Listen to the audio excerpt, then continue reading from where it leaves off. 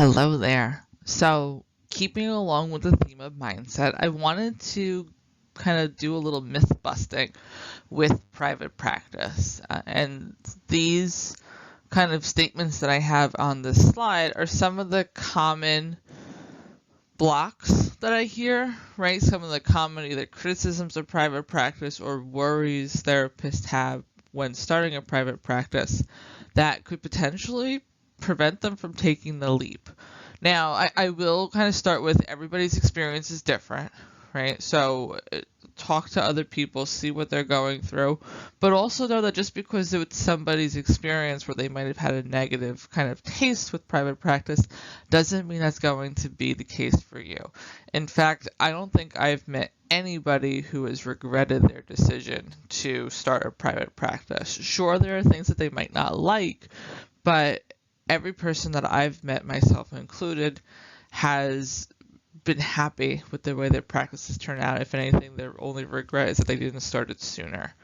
So let's kind of dive deeper into some of these kind of myths that are coming up and look behind the curtain of what the reality actually is. So the first is private practice is easy, right? Now, it's still a lot of work, right? There's this kind of dream and stereotype that, okay, once I throw out my private practice, I just see my clients. So I say I have a caseload of 20 people. I just do 20 hours a week and that's it. I'm done. That can happen, especially once you're well established. You've got all your marketing down play. You're really solid with the clients that you have and they're not graduating anytime soon. Then there might be moments where it's just kind of sit back, relax, enjoy the ride. A lot of times, though, there are other things that need to get done, such as marketing, such as billing, such as networking, technical issues with websites. Like, there's always something to do. It's kind of like home ownership, right? You own your house. There's always something that needs a little tweaking or fixing. Private practice, you own your business. There's always going to be something that needs kind of fixing or tweaking. The big difference, though, is that you are working on something that is yours and you're working for yourself. So you might be putting the same amount of hours in that you're doing with your agency job, but you're doing so in a different way and you're going to be getting more of investment out of it, right? Meaning if I'm working 40 hours at the agency, right, I'm getting paid the same amount no matter how much hard work I do. If I have an extremely stressful week, a lot of client crises, a lot of new people added to my caseload, I'm still making kind of the same base pay and maybe probably not even getting praise for it, right? I might be getting criticism for not doing it quick enough. On the flip side, private practice, it's still the amount of work that you might have at an agency, but I can space it out to what works for me because I work on my hours and my schedule, right? If I'm having a particularly hectic client week, I might pull back the hours that I need to spend on marketing and networking and focus purely on what my clients need. That being said, it could be reversed. If I'm having a very slow client week, right, I might use that energy to then pour it into the marketing or other areas of the business that need a little TLC. And I can fluctuate it as need be. So there might be some weeks where I am working 20 to 40 hours. There might be other weeks where I'm working 10 to 20 versus agency work. It is kind of status quo. So it is easier in some aspects where, at least for me, the energy was different, which made it easier to do that work hours, but you're still going to be working. It is not all a cakewalk. So for any of you that might think that this is a kind of golden ticket, get out of jail free card, you're still going to be putting energy into it.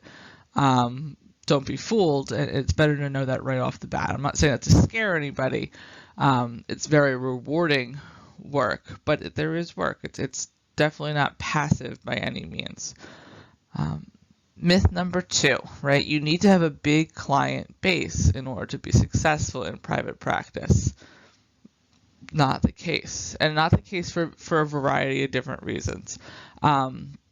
If you are doing private pay, because you are getting a higher amount of money per session, you might not need to take as many sessions, right? So say, for example, if you are charging round numbers $200 a session private pay, insurance is only paying you $100, well, you're seeing one private pay person for every 2 clients. So you can essentially cut your caseload in half and make the same amount of money.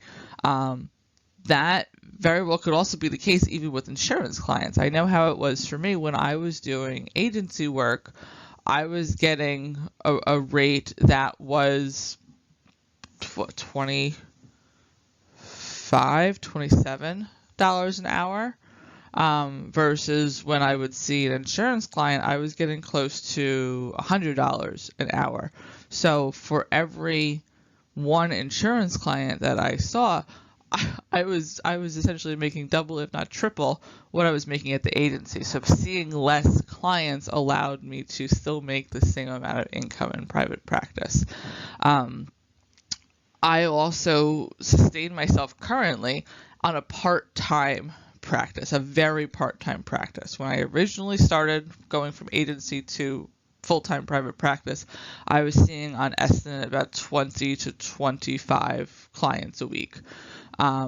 Now that I have reduced my caseload even further so I can focus on parenting, I'm seeing on average 6 to 10 clients a week, and still making a decent living and be able to support my family. Now, granted, some of that came with preparation. I knew that I was going to be taking extra time, so I kind of squirreled away some money in those full-time days of private practice. But I also can live comfortably on what I'm making now. There were times early on where I was only seeing 3 to 5 clients a week. Now that one was a bit trickier with kind of financial sustainability. I had a partner that was able to help me with that. But from having a lifestyle and being able to prioritize what was important to me at the time, which was mothering my infant, I still had a successful practice where it was helping to support those bills, even if it wasn't paying it completely. And then I can ramp up and ramp down as my lifestyle changes. So the long and short of it is you do not need to have an extensive caseload in order to have a successful private practice. You very well can have a caseload of 4 clients if that's what you wanted. As long as that matches whatever your financial goals and needs are. Okay.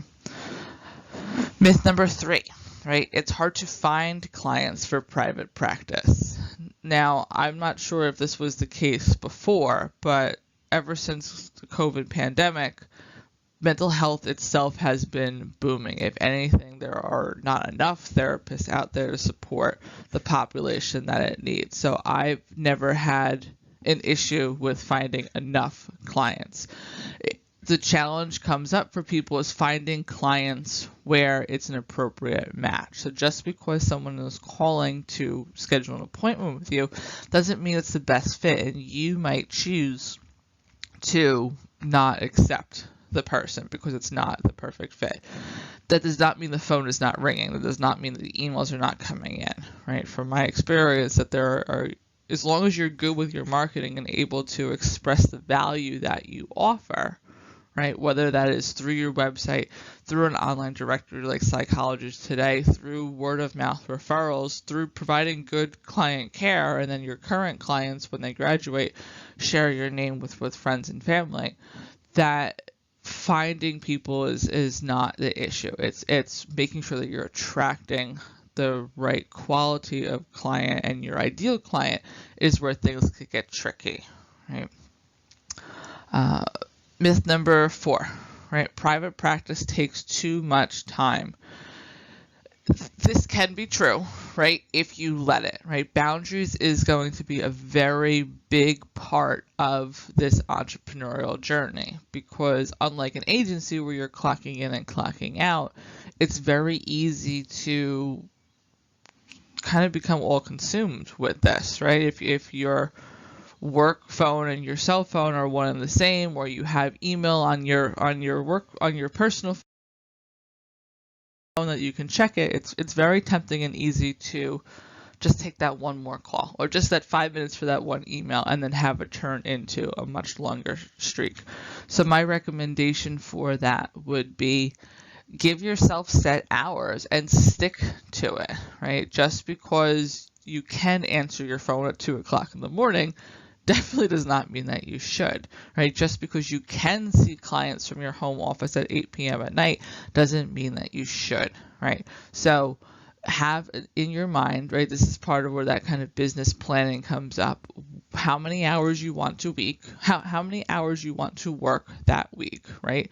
Like all encompassing hours, and then break it up. Okay, well, how many of these hours are going to be client hours, and how many of these hours are going to be administrative things like billing and emails and phone calls, and set designated times for that.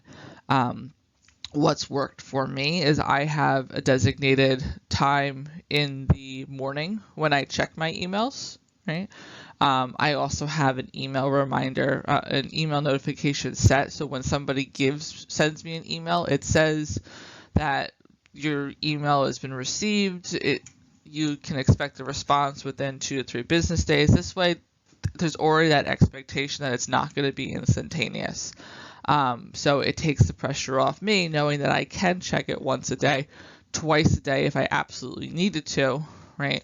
But I have them set at specific times, and I don't have it set on my phone. For me, it was too tempting to just do a quick pop-in if I had email set up on my phone. I have to go into my office with the closed door, open up my office computer, and do it that way, which again helps to set that boundary. Same thing with the phones. Some people have an office phone number, and they keep that cell phone on or off during their kind of on times. If you were using something like a Google Voice, you might set it to do not disturb and then check it once a day, twice a day, but at a designated time. This way you're not constantly checking your phone every time it rings if it's a work call. And having set client hours. So you might have certain days where you do evening sessions, but then you don't have morning sessions, or you might have maybe 9 to 3, Monday through Friday is what your set schedule is. And that's when you see clients, and anything where you're not seeing clients in between is when you do administrative work. But 9 a.m. you kind of clock in, 3 p.m. you clock out. How you set it up is what works best for you. That's a personal choice, and the benefit of being an entrepreneur and having your own private practice. But when you set those boundaries and you stick to those boundaries, you will protect yourself from burning out, and it doesn't take too much time. If anything, you really can work less because you don't have the bureaucracies of meetings that should have just been emails, or case coordinators if you're working with a team, and all these different kind of stuff that might come up with an agency. Commute time potentially is less. So again, it easily can be more if you let it, but as long as you're disciplined with yourself, it does not take too much time.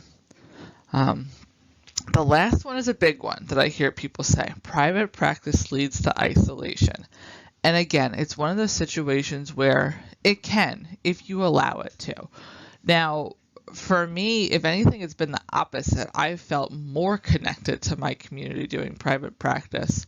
And a part of that is because in the beginning, I was so eager to connect with other therapists who have done this before me and learn what worked for them and what didn't work for them, and kind of model and see what they do, that I had built a community that I can engage with. Where when I was at an agency job, I was one of 2 social workers, and we had 2 very different roles. I did the therapy, she did the case management. So even though we were both in the same quote-unquote field, it still felt very isolating. And yes, I had other co-workers, but from other disciplines, but I was the only one doing therapy. Now with private practice, I'm in a world where everybody is doing therapy, and then there's peer consultation and peer supervision. So that support is very much there if you're willing to look for it, right? Think of it like building adult friendships, right? If you're willing to put the time and energy into building and maintaining those relationships, you can have a very abundant social lifestyle, right? If you're willing to put the energy into maintaining and building those professional relationships, there is a beautiful community and a beautiful sense of kind of bonding that can happen. In person for sure, but especially now with this online, Facebook groups are fantastic as a way to kind of reach out and connect with other people. Just be mindful of HIPAA as you're doing it, as always, but it is available to you. So I'm hoping that by going through some of these myths, it can pull the curtain back on some fears that you might be experiencing, and know that there are workarounds for it, that some of them don't have to be what your reality is, but by knowing what the challenges are up front, you could come up with a plan ahead of time of how you're going to address it.